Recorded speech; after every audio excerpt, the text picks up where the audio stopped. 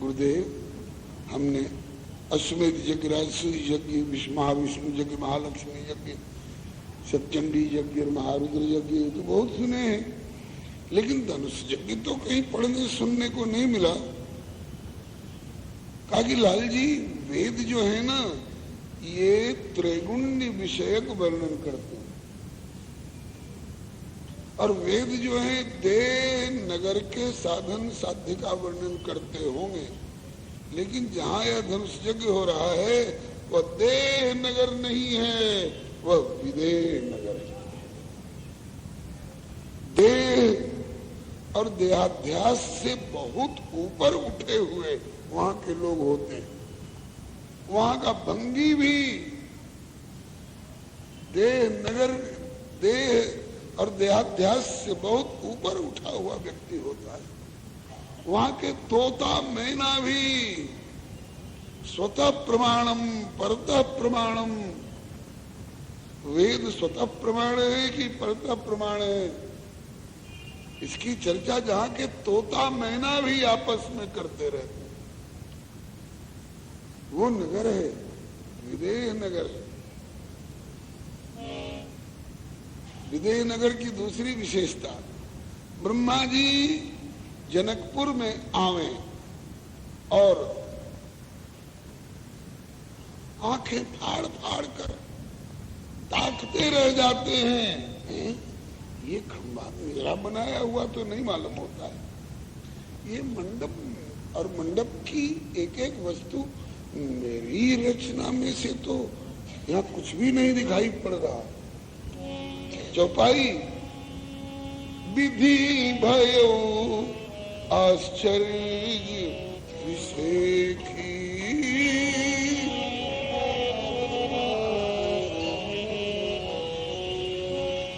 क्योंकि निज करनी कछु कतहु न देखी।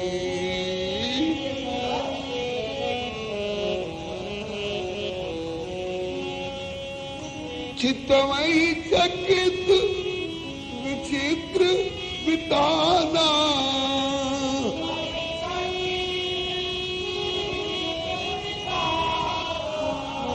रचना सकल अलौकिक नाना।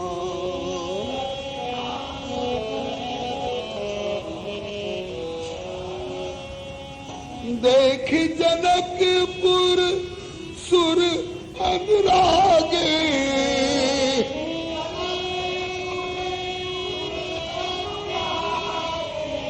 निज निज लोक सबई लघु लागे।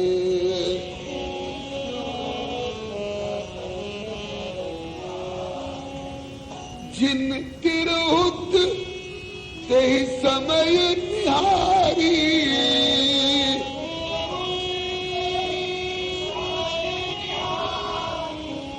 तेहि लघु लगई भुवन दस चारी।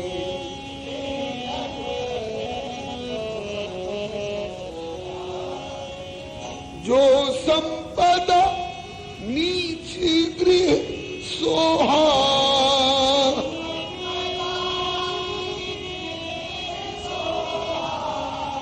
सो विलोकी सुरनायक मोहा।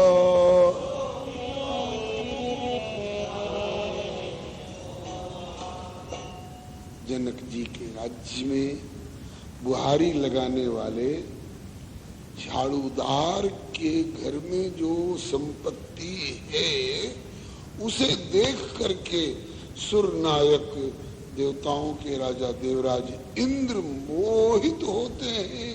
अरे, मैं अमरावती का राजा कहलाता हूँ, मैं भूलोक भूवर्लोक स्वर्गलोक का मालिक कहलाता हूँ, और मेरे पास तो यहाँ का एक पत्ता भी नहीं दिखाई पड़ता है, यहाँ का एक फूल फल, यहाँ का कोई भी वैभव, काश मेरे पास यहाँ का कोई भी वैभव का किंचित कण भी होता तो मेरा स्वर्ग और न जाने क्या हो गया होता। ये है मिथिला की विशेषता। श्री जनक जी ने धनुष यज्ञ की प्रतिज्ञा ठानी है। रघुबर सुनते हैं कि धनुष यज्ञ हो रहा है, पूछते हैं कि धनुष यज्ञ कैसा यज्ञ है, न वेद में सुना न पुराण में सुना। तो कहा कि वेद लौकिक यज्ञों का वर्णन करते हैं लाल, और वहां लौकिक खर और पत्ती भी नहीं, वहां तो रचना सकल अलौकिक नाम। मिथिला की भूमि अलौकिक, वहां के नर नारी अलौकिक, वहां के उपकरण और पदार्थ अलौकिक, सब कुछ अलौकिक है। ब्रह्मांड के भीतर की चीज है ही नहीं। वहां तो साकेत गोलोक वैकुंठ का वैभव उतरा हुआ है। तो ब्रह्मा जी को कहां से पता चल जाएगा कि इसमें मेरी रचना का क्या पदार्थ है ही नहीं। तो रचना सकल अलौकिक नाना। तो अलौकिक नगरी में जो यज्ञ हो रहा है ये अलौकिक यज्ञ है। तो लौकिक यज्ञों का वर्णन करने वाले वेद भला अलौकिक यज्ञ वाले धनुष यज्ञ का वर्णन कैसे कर देंगे। वेद देह नगरी के साधन साध्य का वर्णन करते हैं, और वो देह नगरी है ही नहीं, वो तो विदेह नगरी है। तब राघव को बड़ी उत्कंठा हुई, गुरुजी तब तो ये यज्ञ जरूर देखना चाहिए। ताकि इसीलिए तो कहता हूं कि पधारिए।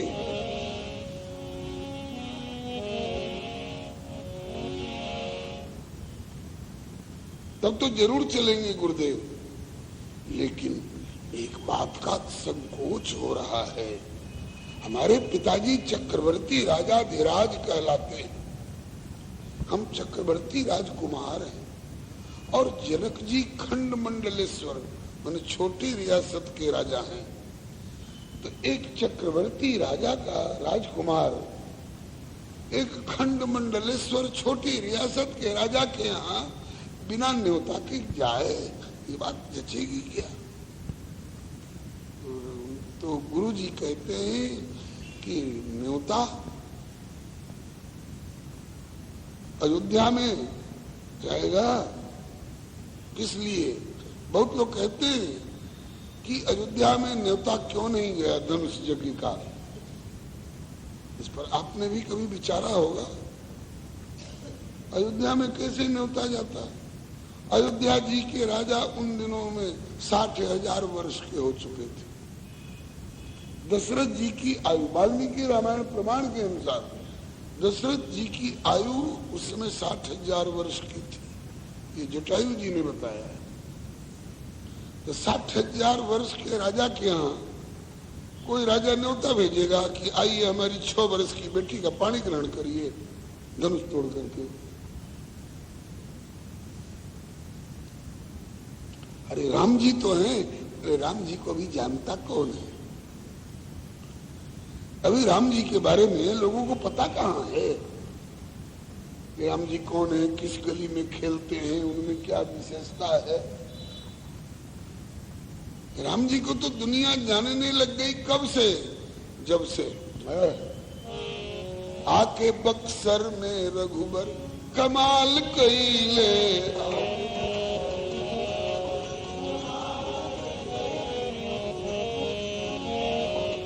कमाल कैले हो कमाल कैले आके बक्सर में रघुबर।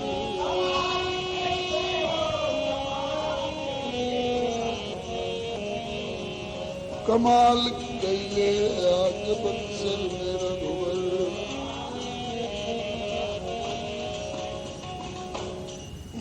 बक्सर में तो आकर रघुबर ने कमाल कर दिया, लोकोत्तर कार्य कर दिया। कमाल माने लोकोत्तर कार्य, विलक्षण पौरुष प्रकट किया। क्या कहा कि ताड़िका के मार के, ताड़िका को मारना कोई साधारण काम था। देवराज इंद्र की भी हिम्मत नहीं पड़ती थी कि वज्र लिए हुए और ताड़िका के सामने पहुंच जाए, भाग चलते थे। और उस ताड़िका को एक बाण में, और वो भी बाण साकेत गोलोक वाला सारंग बाण, धनुष बाण नहीं जी, वो तो अभी परशुराम बाबा के पास था।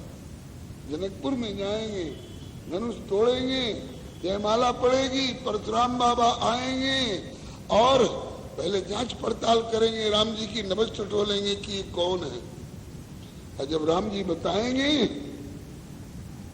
बाबा अरे बत्तिया मत बिगाड़ी, बात बन गई है, बिगाड़ी मत, हमारा छतिया और निहारी, हमारे वक्षस्थल की ओर देखिए। सुनी ए भृगुवर बाबा, तब मिली है मनवा के विश्राम। सुनी ए भृगुवर बाबा, हम कैसे करी रौरा से संग्राम। बार बार ललकार रहे हैं कि लड़ो, आ जाओ, आपसे लड़ करके अगर मैं आपको पराजित करने की बात सोचूंगा तो चरण किसके पूजूंगा।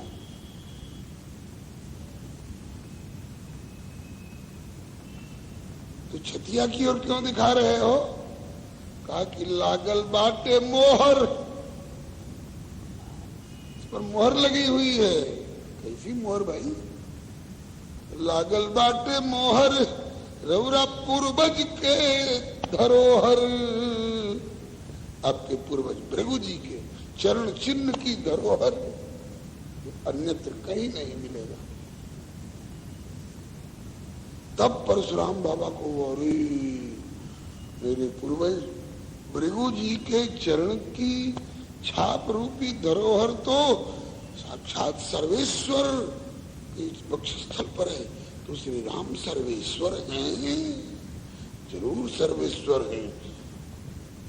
जाके देखा छाती की ओर, ओहो आप तो सर्वेश्वर हैं।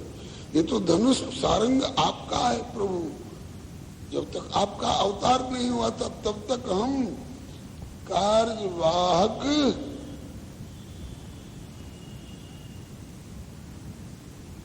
प्रभारी के रूप में काम चला रहे थे। अब आप आ गए, अब अपना सारंग संभालिए। परशुराम जी ने देख राम बल निज धन दीना, करिबहु विनय गमन बन की। तो ये सारंग धनुष तो बाद में मिलेगा। अभी ताड़का के साथ जो मुठभेड़ हुई है, उस समय रघुनंदन बचपन में जो खेला करते थे जिस धनुष से, वो धनुष लेकर के आए और उसी के द्वारा एक बाण में ताड़का को सदा के लिए धराशायी कर दिया। ताड़िका के मारी के और सुबाहु के जार के, ताड़िका के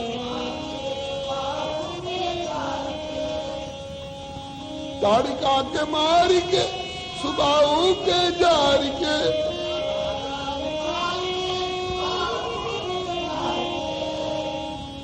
दूर दूर उग्रवाद के बउआल कैले आके रघुवर,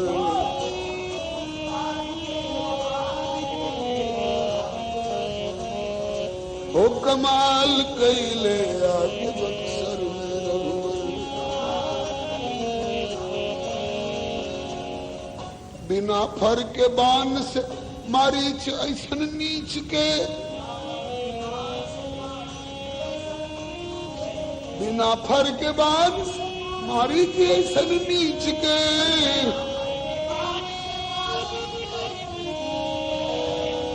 समुंदर पार फेंक के बेहाल कैले आके बक्सर।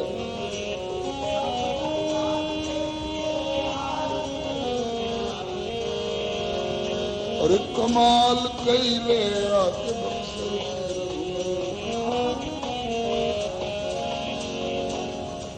यज्ञ करवाई के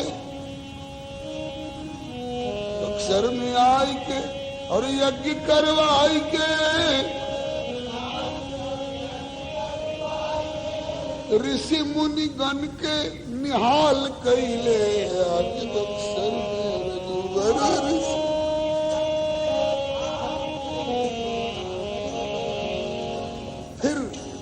फिर गंगा नहाई के जनकपुर में जाय के गंगा नहाय के जनकपुर में आय के धनुहा के तूर ससुराल कैले आके बंसर में रघुवर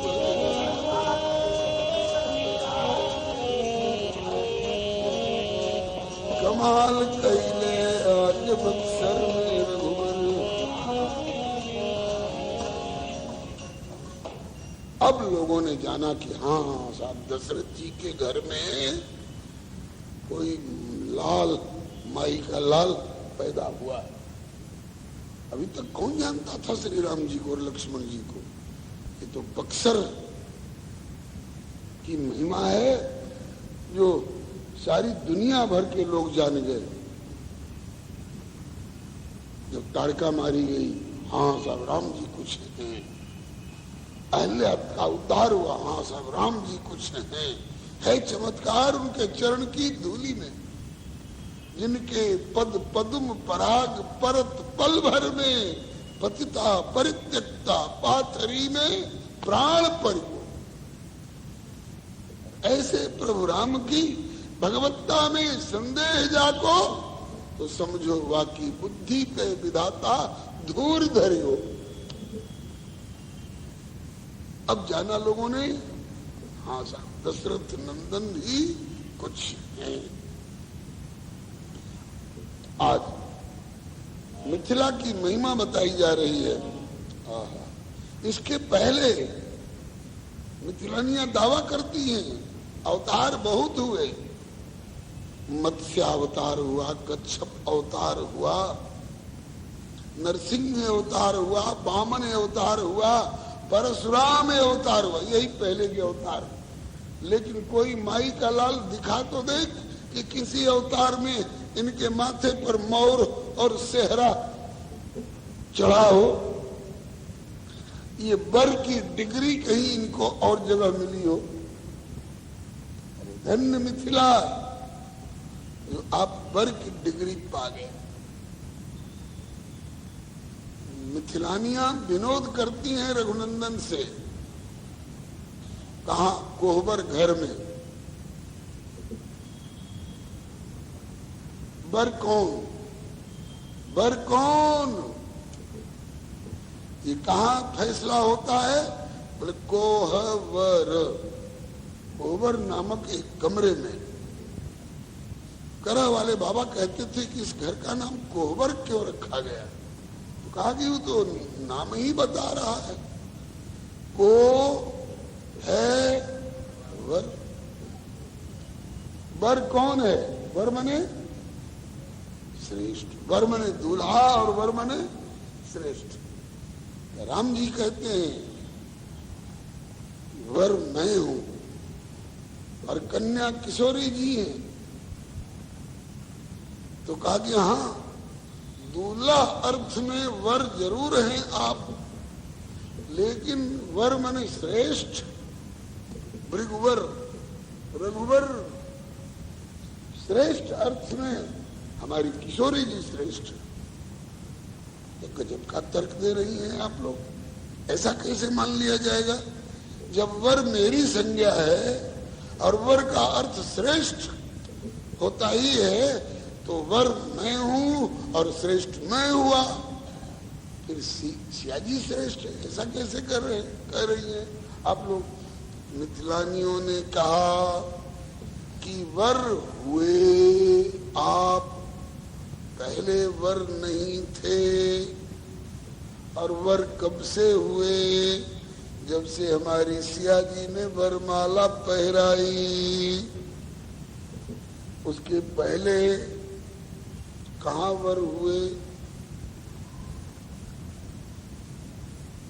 आज भी व्यक्ति वही है, कितनी विशेषताओं से विभूषित रहे।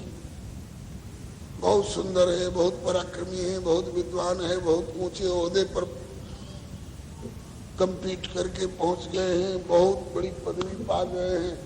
लेकिन सब होने पर भी जब तक किसी कन्या के साथ विवाह की चर्चा नहीं आएगी तब तक वर हो ही नहीं सकती। जिला के कन्वोकेशन में प्राप्त हुई है। डिग्री लेने वाला बैचलर और डिग्री देने वाले चांसलर। तो डिग्री देने वाला चांसलर वर्ष और श्रेष्ठ माना जाएगा, हाथ फैलाकर डिग्री लेने वाला बैचलर श्रेष्ठ माना जाएगा। रघुनंदन कहते हैं कि बात तो आप लोगों की बड़ी तर्क संगत है, लगता है कि मैं बातों में आप लोगों से जीत नहीं पाऊंगा। तो पूछते ही हैं सखियां कि इन बातों से आपके मन में कोई हानि गिलानी का भाव हो रहा है या आनंद आ रहा है? कहा कि ऐसा आनंद तो हमको वैकुंठ में भी कभी नहीं मिला था। तो ये मिथिला की विशेषता है। जहाँ नृप जनक धनुष प्रण ठान्यो,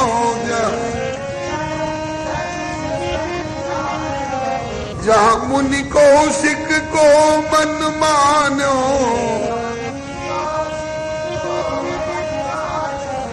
और जहाँ रमी गए लक्ष्मण राम धरनी को है।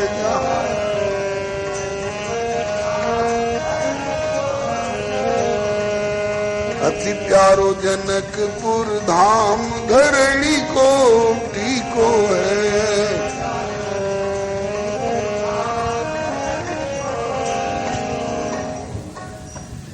कौशिक का मन मान गया। कौशिक विश्वामित्र जी का मन हर जगह नहीं मान सकता है,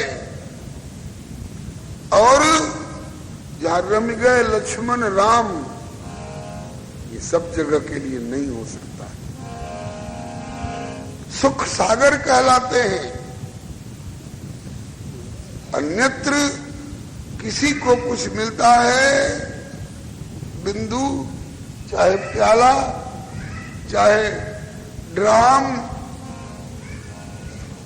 वो सागर से मिलता है, सिंधु से मिलता है। लेकिन सिंधु को, जो आनंद सिंधु, अन्यत्र किसी को आनंद मिलता होगा तो श्री राम रूपी आनंद सिंधु से, लेकिन श्री राम रूपी आनंद सिंधु को भी आनंद की प्राप्ति, सुख सागर को भी सुख की प्राप्ति कहाँ होती है? मिथिला में। पंक्ति, बाग तड़ाग विलोकी प्रभु हर्षे बंधु समेत, परम रम्य आराम यह जो राम ही सुख दे। राम को भी जहाँ सुख मिलता है, सुख सागर भी जहाँ सुख प्राप्त करते हैं। एक तो जनकपुर, हमारे प्रयागराज वाले गुरुदेव कहा करते थे, दो ही जगह तो सुख सागर को सुख मिला। एक तो जनकपुर में बाग तड़ाग विलोक प्रभु हर्षे बंधु समेत परम रम्य आराम है जो राम ही सुख देत, और दूसरा जहां से आज हम लोग चले, अस तीरथ पति दीख सुहावा।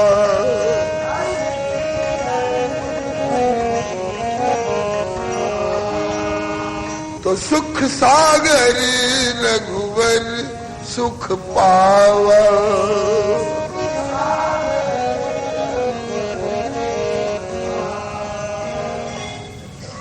तो जहां रम गए लक्ष्मण राम, और दर्शन हित लक्ष्मण मन लोले।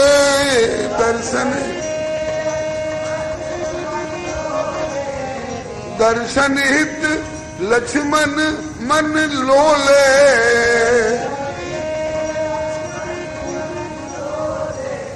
गली गली जहां रघुबर डोले। गली ऐसो मनोभिराम धरनी को टीको है।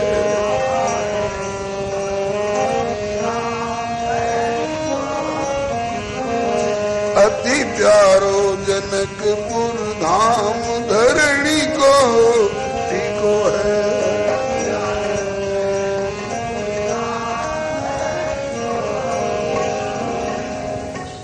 लक्ष्मण जी का मन ललचा जाता है। जहां लक्ष्मण जी कहते हैं कि माता रामो मत पिता रामचंद्र स्वामी रामो मत सखा रामचंद्र, यहाँ तक कि सर्वस्वम में रामचंद्रो दयालु, मेरे सब कुछ श्री राम है।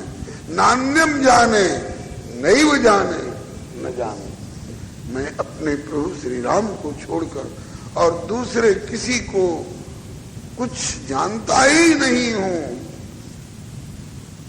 और वो लक्ष्मण जी जो श्री राम जी के परम अनन्य अनुरागी, और वो लक्ष्मण जी का मन ललचा गया। लखन हृदय लालसा, लालसा भी ऐसी वैसी लालसा नहीं, लखन हृदय लालसा विषेखी,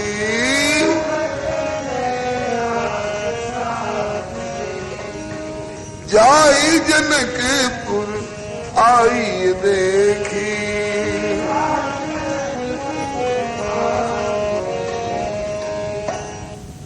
लक्ष्मण जी के हृदय में विशेष लालसा, भैया जनकपुर देखना चाहिए,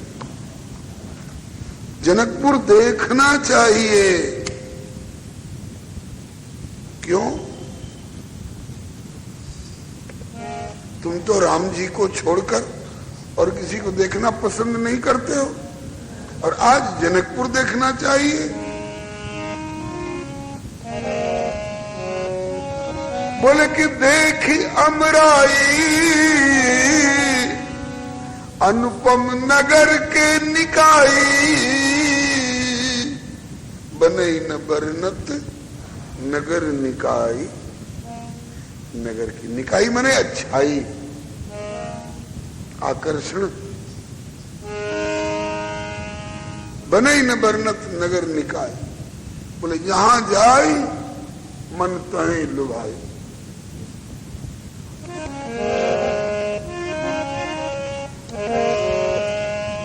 देखी अमराई अनुपम नगर के निकाई, अरे ललचाई गई ले लक्ष्मण जी के मनवाला।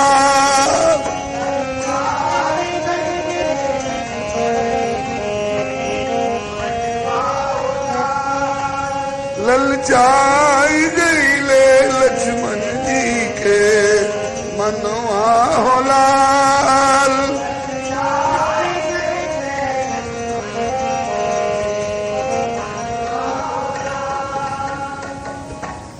लक्ष्मण जी का मन ललचा गया। तो ये विशेषता है।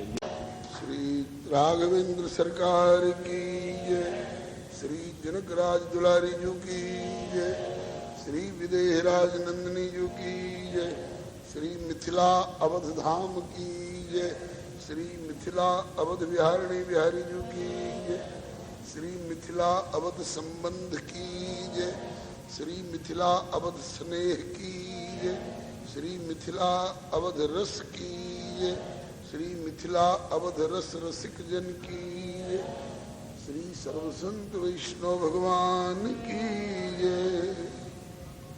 सुंदर वदन बिलाकी के नैनन फल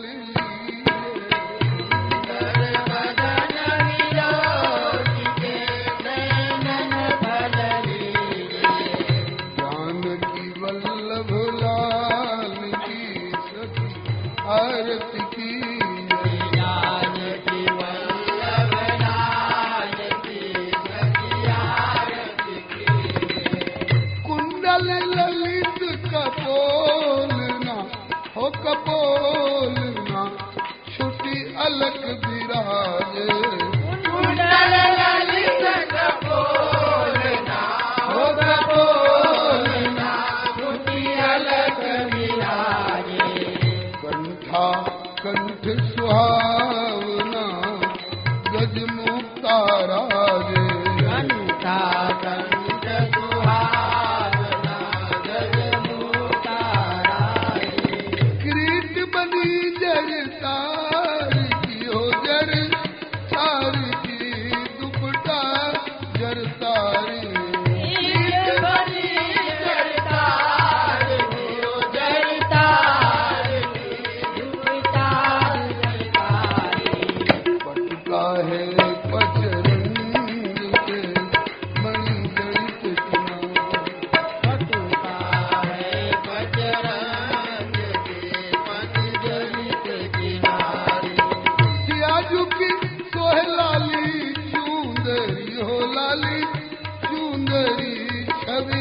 अधिक विराजे।